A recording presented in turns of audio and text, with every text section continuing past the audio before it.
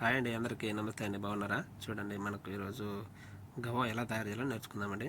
ఇవి అయితే కాఫీ గింజలు అంటారండి. మనము ఇక్కడ గవ్వ గింజలు అంటారు, కాఫీ గింజలు ఇవి. మనం ఇలా ఒక మిషన్ అయితే తెచ్చుకోవాలండి. ఈ మిషన్ అయితే ఇలా హీట్ చేసుకోవాలి. ఇలా రన్ అవుతూ ఉంటుంది. ఇది బాగా ఒక 2 minutes దాకా హీట్ చేసుకోవాలన్నమాట.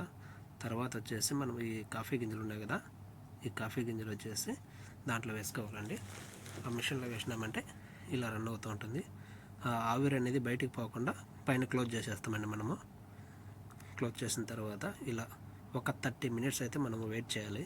30 minutes, మ్యాక్సిమం 30 minutes పడుతుంది టైము. ఎందుకంటే ఈ కలర్ చేంజ్ కావాలి కదా కొంచెం, కాబట్టి అలాగే ఉంచుకోవాలి. ఒక 30 minutes తర్వాత తీస్తే ఎలా ఉంటుందో అవి ఎలా ఉంటుంది మీరు చూడండి ఒకసారి. ఇలాగే ఉంది కదా, బాగా ఆవిరి ఎక్కువ ఉంటుందండి. జాగ్రత్తగా ఉండాలి, దగ్గరే ఉండి చూసుకోవాలి మనము. మరి ఎక్కువగా ఉందంటే మళ్ళీ బ్లాక్ అయిపోతాయి. కాబట్టి ఇట్లా మీడియం సైజులో ఇలా వేయించుకోవాలండి.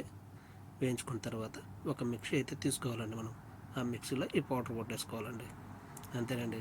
ప్లీజ్